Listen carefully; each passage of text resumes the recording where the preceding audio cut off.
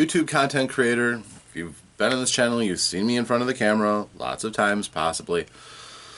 I make a lot of videos. But at the beginning of this year, I also took a side venture and went into the wonderful world of podcasting. It was interesting for me because I'm not a consumer of podcasts. I don't listen to podcasts at all, really. I know it's really popular, and I know there are some very entertaining people out there who have something to say. But it's just, if I have leisure time, I generally like to be doing something rather than just intaking.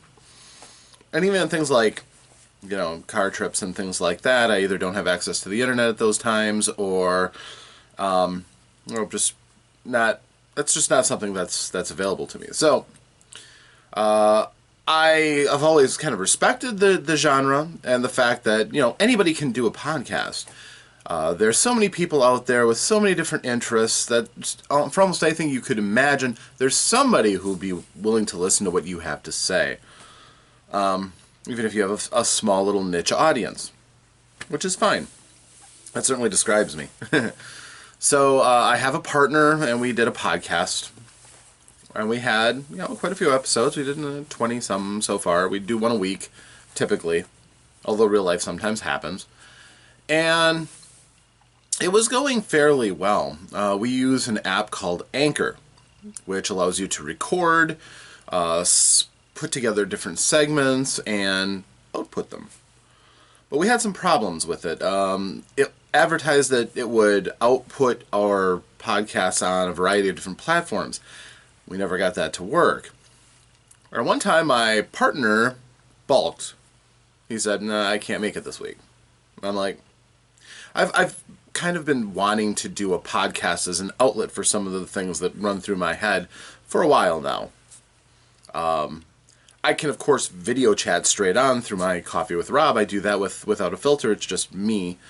And I cover a variety of other topics, too. But I wanted something short, hard-hitting, and drill down into things that I care about.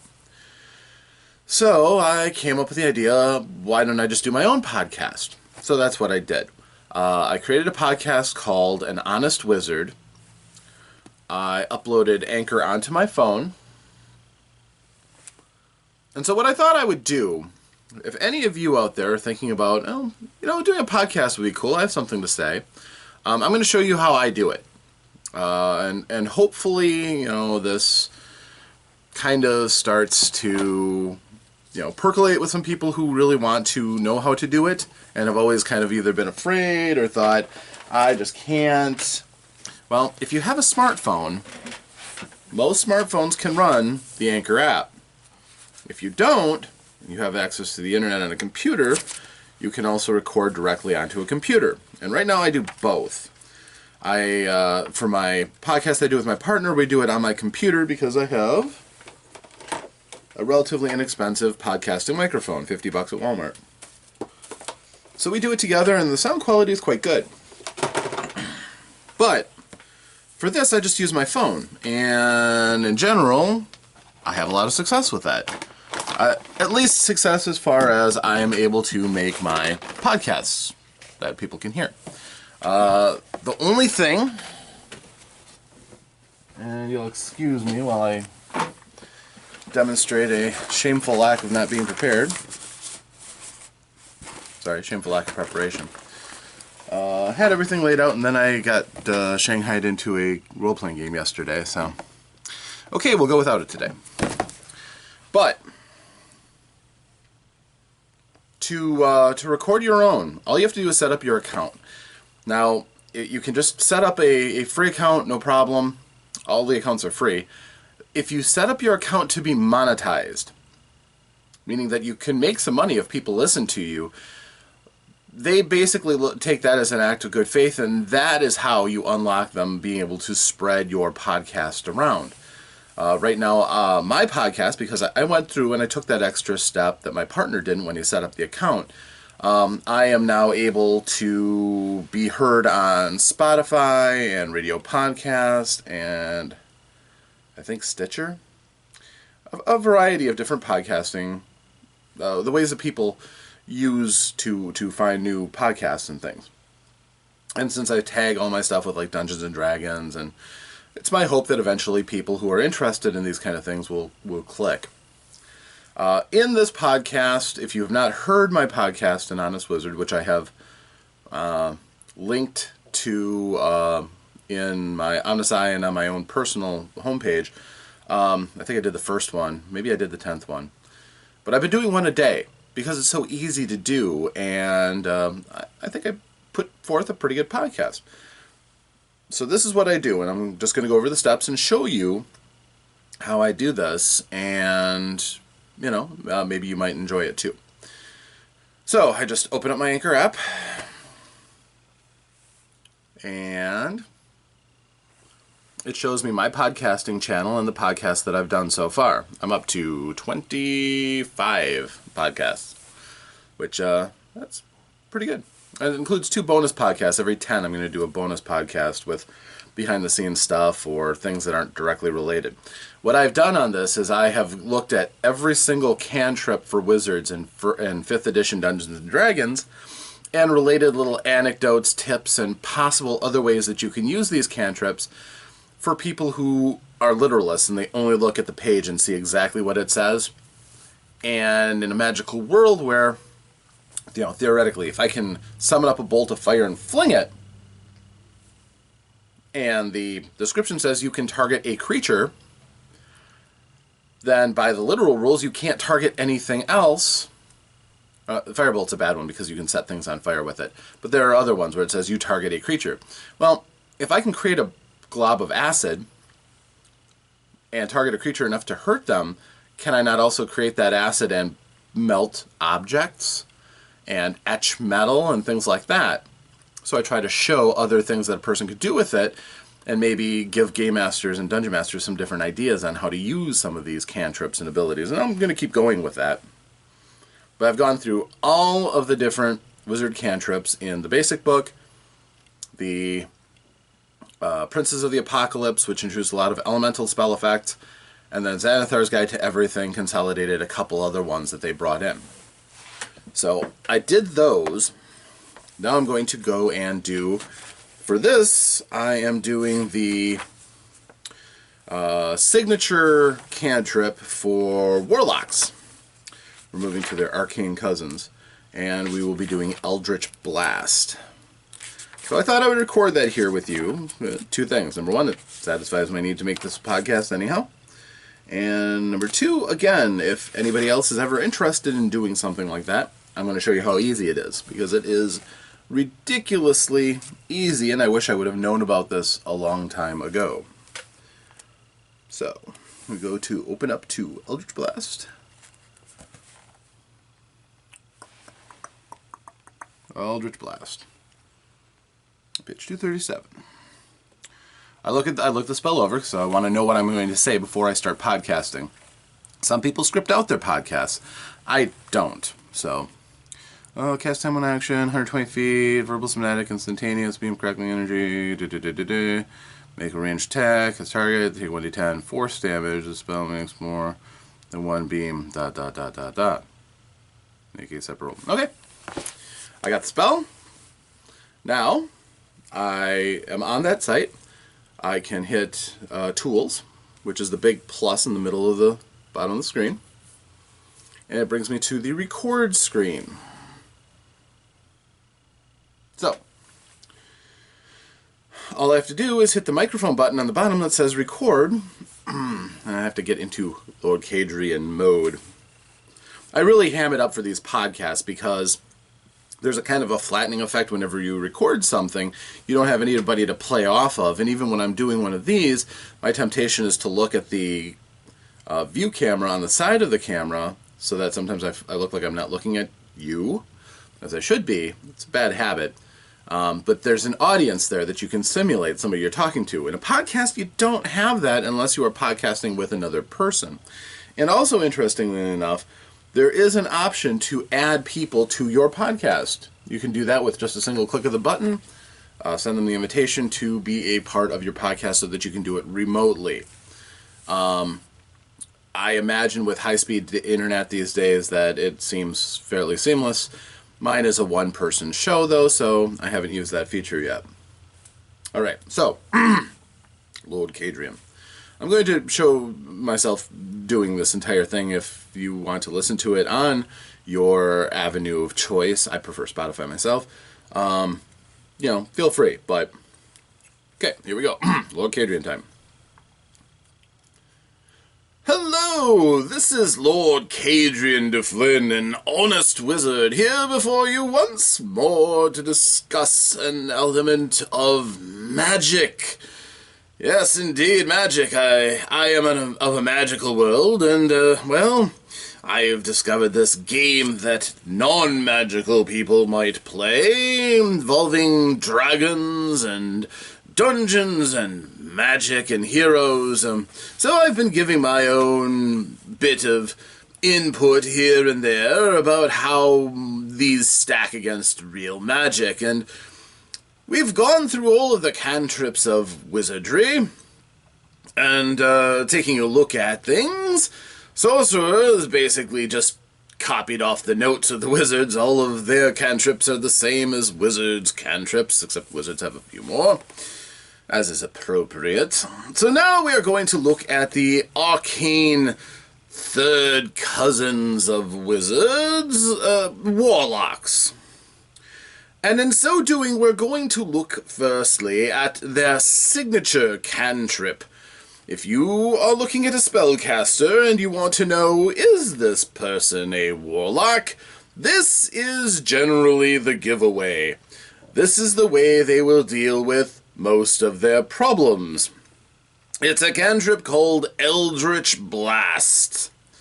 I like to think of it as a magical gun that they always reach for whenever trouble pops up its head. Of course, warlocks vary, and some of them are more devious or use alternate methods, but all warlocks have access to this power. So, and also I know that a few people like to borrow this power from the warlocks list, some that are able to dabble in other spellcasters' cantrips, because it's in itself it is a fairly effective cantrip.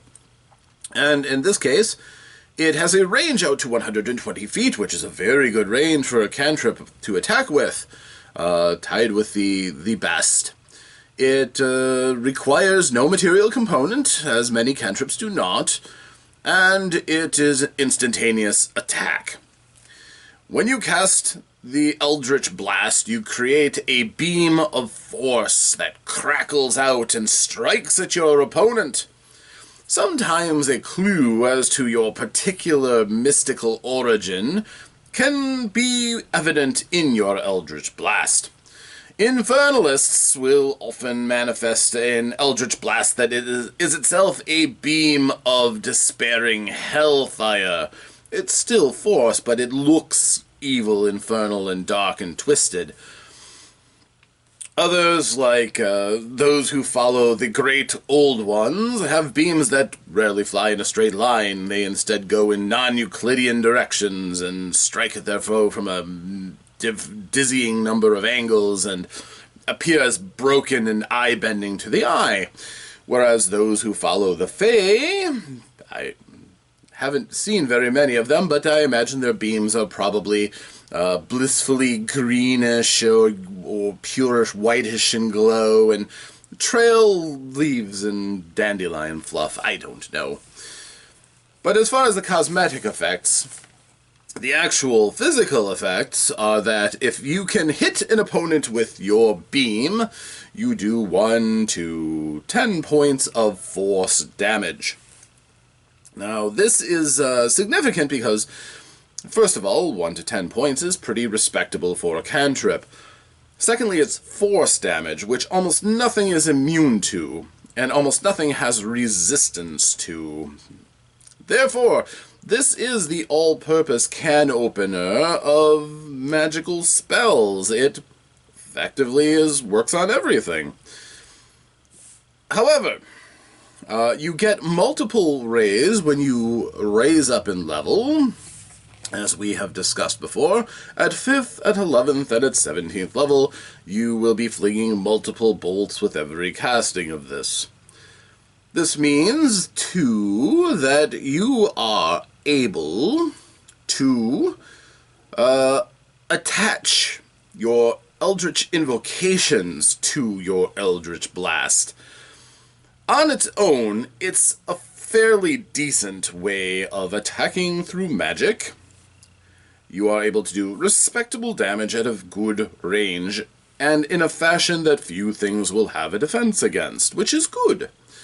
However, there are no secondary effects. There's no knockback, or there's, on its own, no other things to bedevil your opponent or give yourself a boon, which is what makes those invocations very, very interesting for kitting out your Eldritch Blast. And quite honestly, this is one of the ways that a warlock stands out amongst their peers. The way that they shape their Eldritch Blast is very much like say a master archer chooses the best magical bow they can find and becomes excellent with it.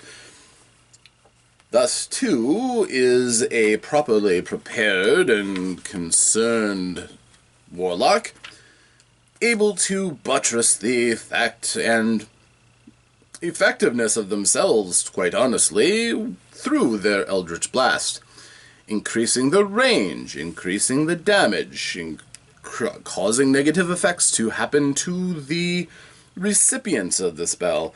These are all possibilities through these Eldritch invocations. And this is what makes Eldritch Blast stand out as the signature of the Warlock. These bedeviling effects make the Eldritch Blast an ever more potent weapon, and, psychologically at the very least, increases their reliance upon it. When it is your best weapon hands down, except perhaps down the road they may learn a few spells which could be situationally more useful. Well, if you are going down the path of becoming a warlock, prepare to cast the spell again and again and again and again and again. It just happens to be, with the right invocations, your best weapon in most circumstances. As far as comparing the single spell itself against its peers, it is alright. It does have the advantage of damage and range over a number of other cantrips, but with no secondary effects, I would at most put it in the middle range of attacking cantrips. It is nice to have flexibility, after all, or to have other ways of situationally hampering your foes. So, Eldritch Blast on its own is alright, I suppose. It's a nice signature for the Warlock, who can dress it up and make it even more dangerous. But for anyone else looking to claim a cantrip for their own as a part of their arsenal, all in all, I don't recommend it among some of its peers if you have options to look into all of the wizard's cantrips, but singly it is decent enough and very good when coupled with a few Eldritch invocations. Those are my thoughts upon this Eldritch Blast. I would say that there aren't many options for using it in other manners. Some people think that the force attack allows it to smash inanimate objects, and if in your world you allow that, then it's capable of wreaking a fair amount of physical harm to things, especially when you can target something with multiple blasts at higher levels. But without that, yes, it's just an average attack. So I am Lord Cadrian de Flynn, an honest wizard, and I am pleased to have been before you once more, and hope that you will visit me again while we discuss a few more of these warlocks' cantrips. Thank you for joining me, and may all the gods of magic smile upon you and your ventures. Farewell. So then I hit stop and I'm done. That was almost 9 minutes worth of recording. A lot of podcasts go longer. In that case, if you're going to do an hour, hour and a half podcast, holding your phone in your hand is not very comfortable. What I was looking for earlier was my headphones that have a microphone on it. It sounds a little bit clearer, not drastically more so, but it's a little bit clearer, which is nice for podcasting, and a lot more comfortable than sitting here and holding the phone. I can just put this on my lap most of the time and just monitor to make sure that it's still recording. So now that I have the record captured, what I like to do with my podcast is underneath the playback button, it says add background music, which I like to do. I've listened to a lot of the sampling from their library. You can, of course, add your own, but in this case, I chose, under the calm category, what's called Stuffed Monster. And if you listen to my podcast and you don't really hear it, it is a pleasant sound.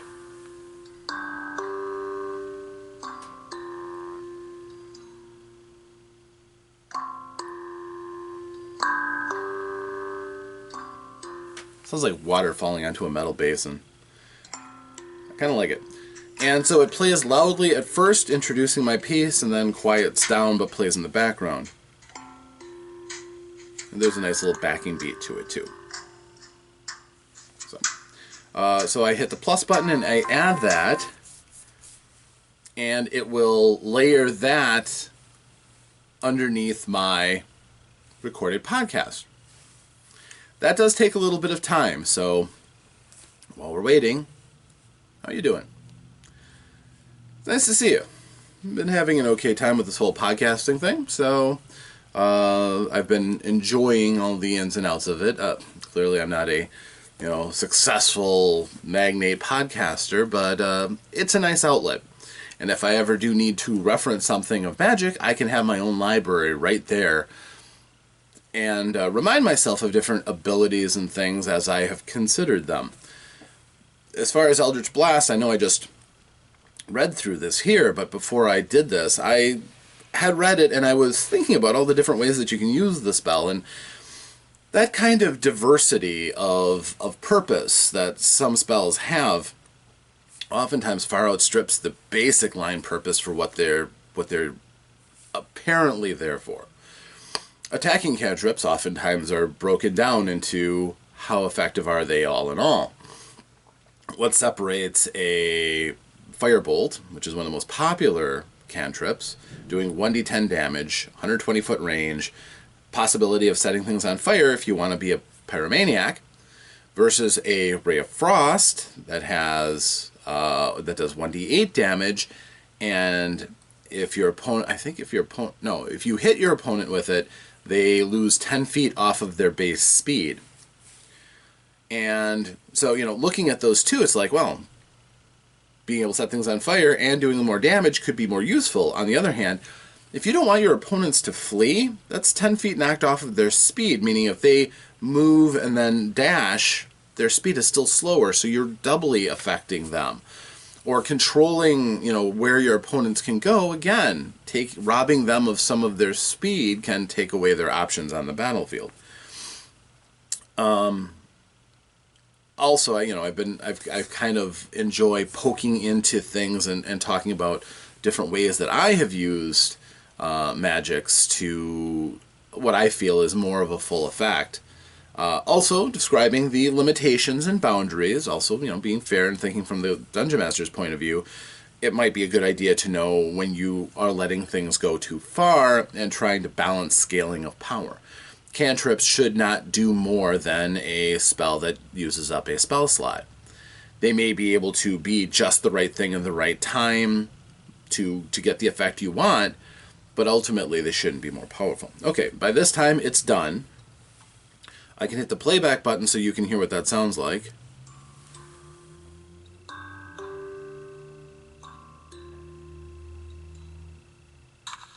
Hello, this is Lord Cadrian de Flynn, an honest wizard, here before you once more to discuss...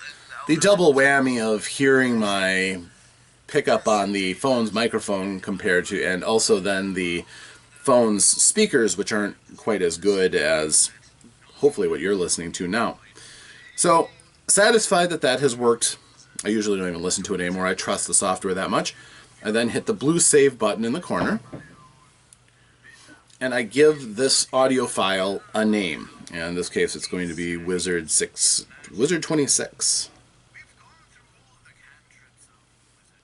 And done.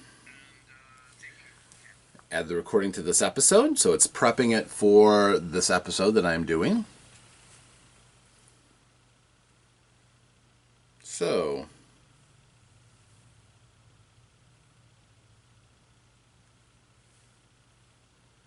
when I go back to tools, it is putting that into the episode that I am doing. I can hit the add a sponsored segment if I want to, and that monetizes it. I recorded a 30-second video when I set up the account for Anchor themselves, so they will sponsor you, even if you haven't found any other sponsors. And if your podcast takes off, they will look for other sponsors that want to invest in your podcast too. I'm not much of the money part of the whole thing. I haven't made a single thin red cent off of any of the things that I have done, but this allows me to reach across a variety of platforms. Ultimately, that's all I really want, is just to be heard. I'm grateful for the people who have found me and who have listened to me, and I'm looking to broaden that range. So every time somebody shares my stuff, it helps me tremendously. Hint, hint, wink, wink. But also in this fashion, getting out on a variety of platforms I think also helps me a lot. And I do every once in a while cross-mention my other ventures on these things. So, like in this example, so I've got my sponsored segment on the top. Whenever somebody listens to my podcast, the first thing they hear is my pitch for Anchor. It's still loading the audio track of the body of the podcast. What I can also do is I can select my tools again and go into my library. Now you can make lots of audio files covering a variety of different things. What I did was I made a pitch for my game ManyQuest, which if you were coming here to see my videos on any regular basis, you'll know that ManyQuest is something I'm fairly proud of as a game that I came up with on YouTube, but it's still in its infancy yet, so hoping that it kind of takes off a bit more. But I have one that I call ManyQuest Pitch. You can see that. And all I do is I hit the plus that's next to that and select Add Segment to Episode.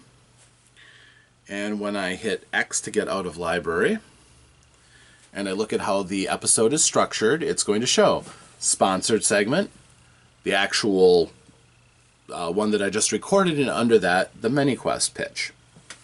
So all of those will play if somebody listens to the podcast throughout the entirety of it. The ManyQuest pitch is a relatively short little thing. Like I said, it's an advertisement for myself. So, once I'm done with all that, and I'm fairly satisfied as I am, I can hit Publish, top corner, Publish.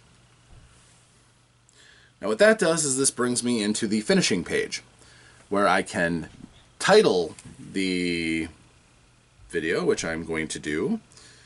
Because of predictive feedback, it is just hitting the first letter of what I'm doing, A for An, H for honest, W for wizard, and those words show up in my predictive feedback. And then E for episode, and the number of the episode is 26, colon, and I like to come up with a funny name for that, so we're going to call it an Eldritch Blast from the Past.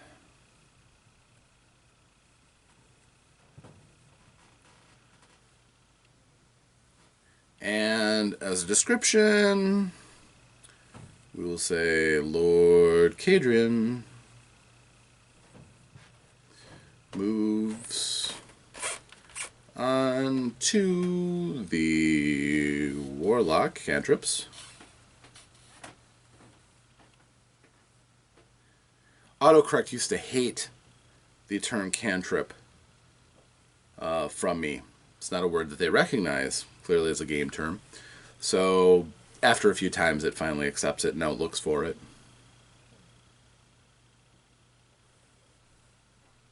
Starting with the signature.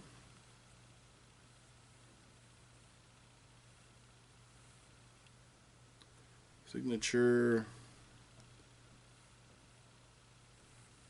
cantrip.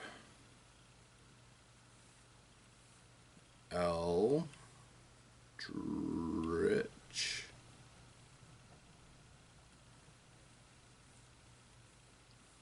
Blast. Oh, found it right away. Yay, predictive text. Okay, so once I have that all entered in, collapse the keyboard, and I hit publish now, the next thing it does is it's going to ask me to put in keyword tags. I always put in the title, An Honest Wizard. Again, the predictive helps.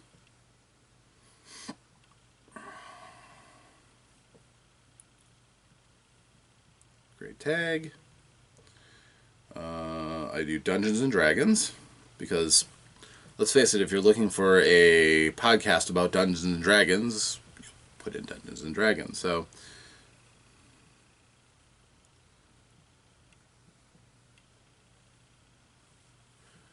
okay, create tag, and for vanity's sake, more than anything, I put in Lord Cadrian de Flynn.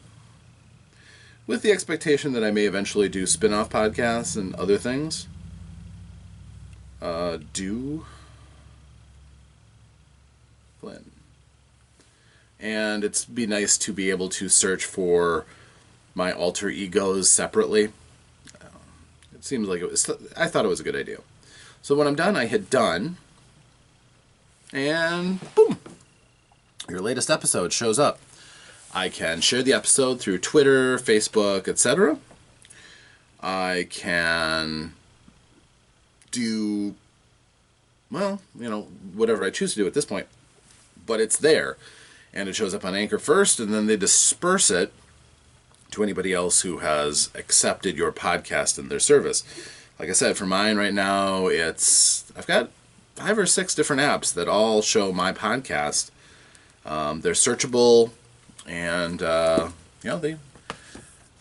they quietly help me out, carrying out more exposure and finding things that people hopefully will be interested in. If I thought that something like this, that what I'm doing was so easily attainable, I probably would be listening to podcasts. So that's my take. This is podcasting on how it's done today.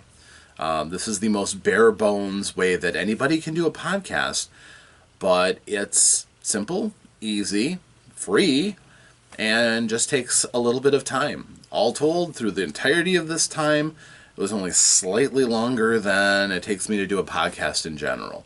I do one a day, it's easy, quick, and I enjoy it quite a bit. It also allows me to get into my character, because I do love Lord Cadrian de Flynn as one of my alter egos. So, thank you for watching me. I hope you've enjoyed this. I hope somebody gets inspired to make a podcast out of this, or maybe several of you. That would be awesome. If you do, let me know, especially if you can leave in the comments. That would be great. I've talked to a bunch of people who are interested in podcasting who haven't taken that step, and you too can do it. It's that easy. So, thank you. I hope these steps help. I will see you next time I decide to crawl in front of the internet. But I'm Rob, here with the Lair of OmnusI. Thank you very much. Farewell.